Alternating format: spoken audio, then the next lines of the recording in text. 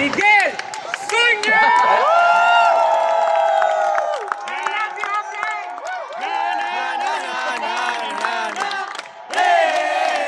We are next gen! Yes!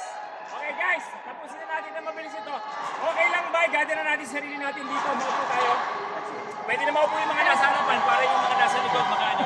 Pwede tayo maupo. Pwede tayo maupo. Sige, compress na. Ito na yung huli magko-compress tayo sa ano. Pwede kayo maupo sa side na ito ha.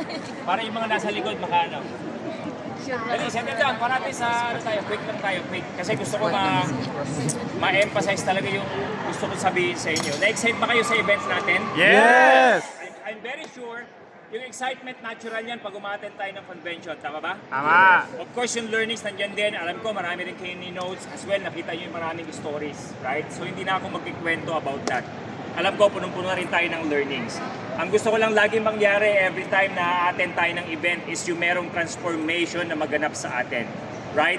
Hindi sa you know, dinidilute natin yung motivation. Pero guys, sa totoong buhay, ang motivation guys, hindi maglalas. Right? Ayoko na dumepende tayo lagi sa excitement and motivation. Because hindi all the time you will be motivated and you will be excited para makuha natin yung pangarap natin. Tama ba? Right? So gusto ko maging honest sa inyo. Ang pagkuha ng pangarap, it takes discipline. It takes sacrifices. It takes hard work. Correct?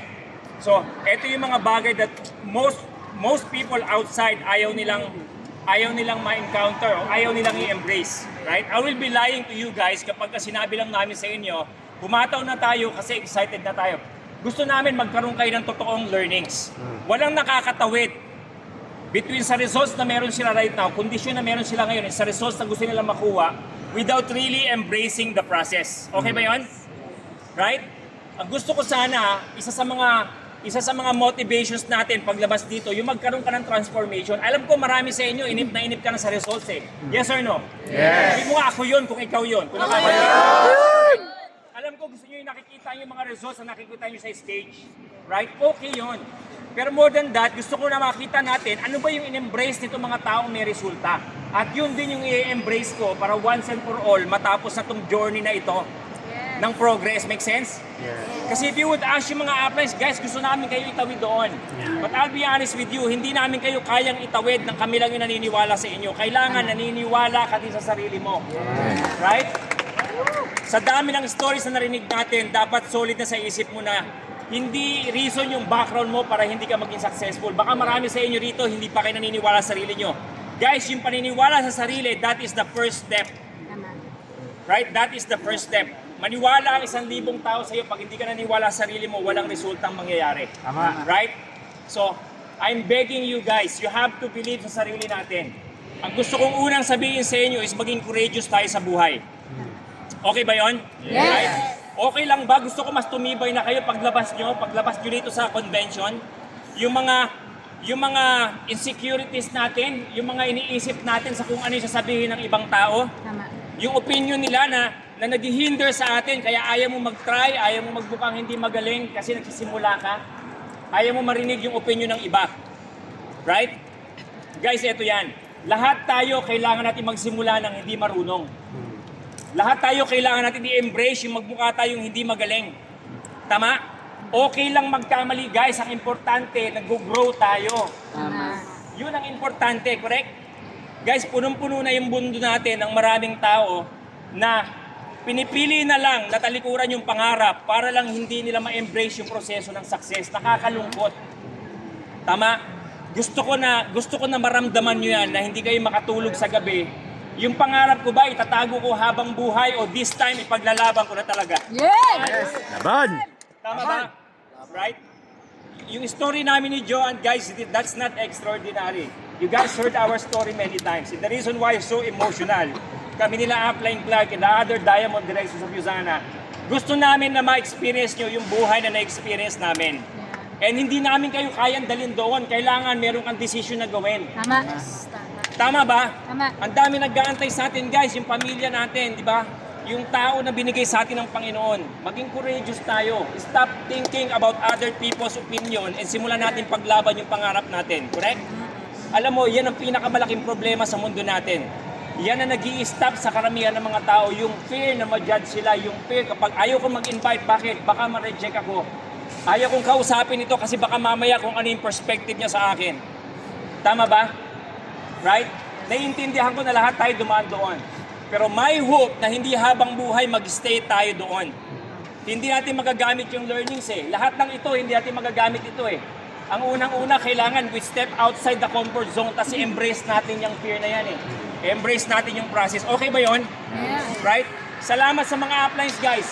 But you know, very limited yung kayang abutin ng upline sa atin. Tama? Ito yung hard truth. Walang ibang magbabangon at magpupuso ng pangarap natin kundi tayo. Praise God sa next gen, praise God for you sana, praise God sa uplines na lang lagi nandyan. But end of the day, yung tatawid ikaw. Tama. Tama, yung tatawid ikaw. So tonight, bago ka matulog, ilista mo na yan. Sabay tingin sa akin. Ilista mo na yan. Right? Lahat ng mga naghihindran sa'yo para hindi ka maging successful. Yung mga arte sa katawan, yung mga insecurities, yung mga ayaw mong tawirin. Tama? Can you imagine, di ba? Sabi nga, marami 45 years old, 70 years old dilibing, 45 years old, 30 years old, patay na. Right? Narinig ko yan many years ago and I've realized kung ano ibig sabihin niya, these are the people na nakalimutan ng mangarap. And I've realized over time, hindi nila nakalimutan mangarap. Meron pa rin silang pangarap deep inside. Tama? Alam mo kung ano yung meron sila? Ano? Ano? Yung takot sa opinion ng iba, kaya tinago na lang yung pangarap. Right? We have to decide, lalabas ba tayo sa shell natin o itatago na lang natin yung pangarap natin. Right? Guys, walang perfect timing para ipaglaban yung pangarap. Walang perfect situations na darating. Tama? Walang team na lahat, lagi 100% maniniwala sa atin. Kailangan magsimula tayo muna yung naniniwala. Now, kapag courageous na tayo, sabi nga nila, di ba, yung confidence, even though many people will tell you that they don't like you, ang mindset mo, that's okay. Tama ba? Because hindi lahat ng tao gugustuhin yung ginagawa natin. And that's Okay. Many people mami-misinterpret ka and that's Okay. right?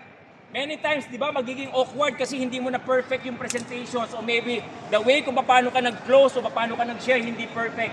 May masasabi yung mga tao and that's Okay. ang pinaka-importante, paulit-ulit kang tumatayo doon kahit nagkakamali kasi gusto mo mag-grow.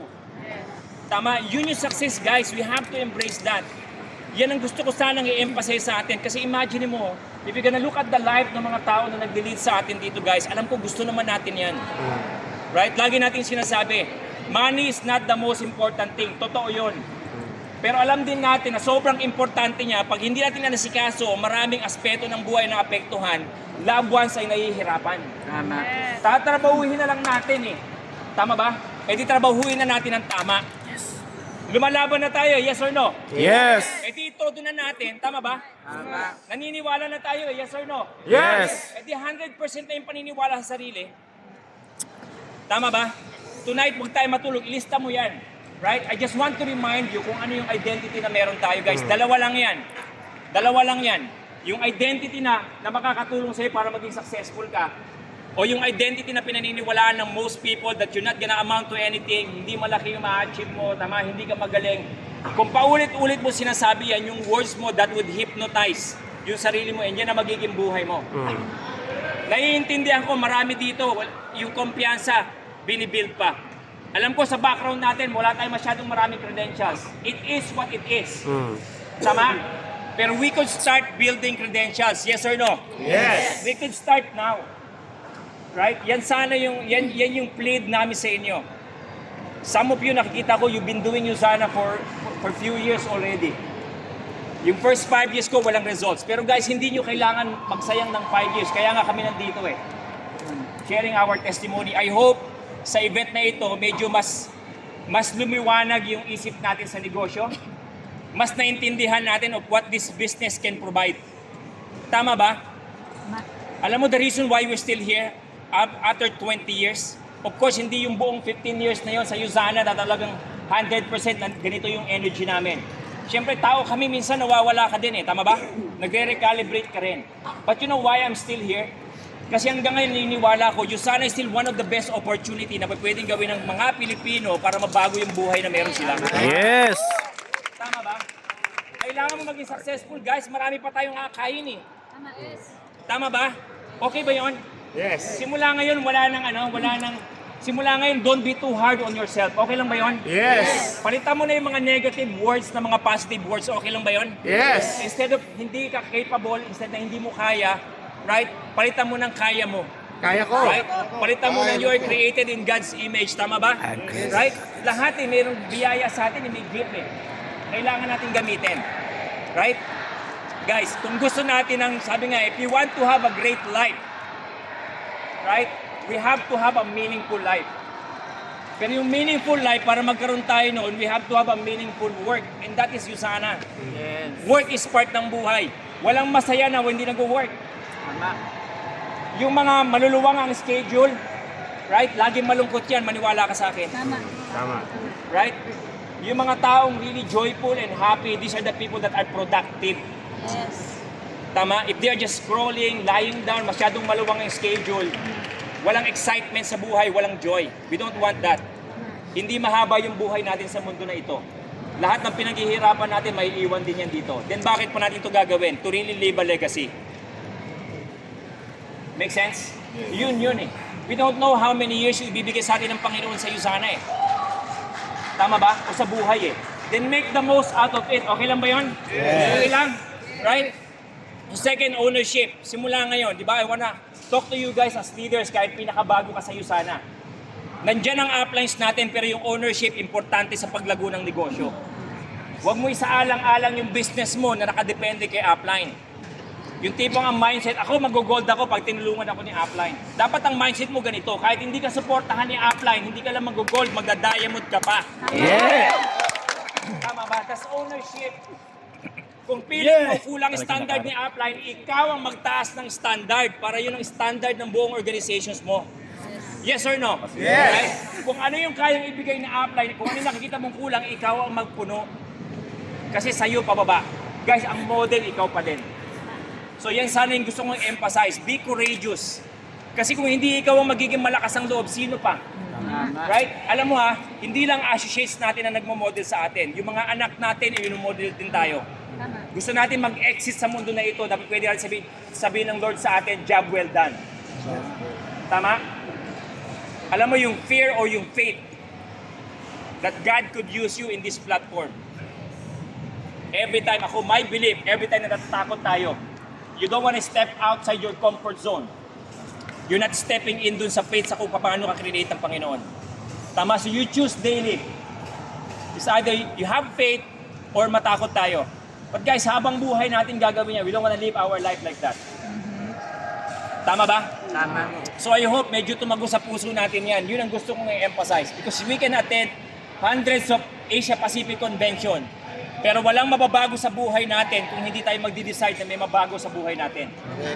This time, didisiplinahin natin yung sarili natin. Personal discipline. You don't expect your leaders to follow, to do the business kung ikaw mismo hindi mo kayang i-lead yung sarili mo. Tama? You have to lead yourself. Wala si upline, okay. I'll be the upline. Tama? Wala si Mentor Clark, walang diamond. It's my time to shine. Dapat ganyan ang mindset. Okay ba yan? Yes. Okay. Ang perfect na goal para sa atin guys, second quarter. Growth. April, May, and June. April, May, and June. Kahit na gaano ka katagal sa negosyo o bago ka pa lang, yun ang magandang goal na kunin natin lahat. Growth. Kasi income mo last year versus income mo ngayon, second quarter. April, May, and June. Pag nag-commit ka because sa decision na gagawin mo right now, third quarter, fourth quarter, maniwala ka sa akin, marami yung pwedeng mangyari dyan. Tama. But you have to commit sa process. Upline, mapapagod? Yes. Magsasakripisyo? Yes. Mahina, magsasakripisyo? Yes. Magkukumit? Yes. May mga challenges na mangyayari sa labas, yes or no? Yes. Diretso? Yes. Diretso. Posible may mga tampuan sa upline, yes or no? Yes. Lalaban? Yes. Lalaban. Laban. Yun ang buhay guys eh. We cannot complain every time na may mga challenges kasi yun ang buhay. You know ano yung best na gawin pag may mga challenges? No. Learn from it. Tama. Tama? And be better. Correct. Yun ang kailangan natin. I hope you're able to inspire you, right? Don't forget to appreciate your upline because you don't know kung ano yung nilalaban niya mga yan para lang maging successful kayo sa negosyo. And tonight, make sure na magkaroon kayo ng goal setting sa mga cluster nyo as well. Right? Kapit-kapit nga tayo ng kamay. Kapit kamay! Guys, huwag kang bibitaw ngayong taon. Huwag kang bibitaw ngayong taon. Ilan tayo lahat dito? 200. 900. 200. Tama. Guys, ang number ng next gen is 200. Na umatin ng APC. 200 tayo lahat na umatin ng APC. Gusto ko lang malaman, sino rito yung mag-grow ngayong quarter? Sino yung mag-grow ng third quarter? Sino yung mag-grow ng fourth quarter? Ako talaga yun! Guys, laban natin, okay? So pag ilaban mo. Hindi mo alam kung ano yung gagawin.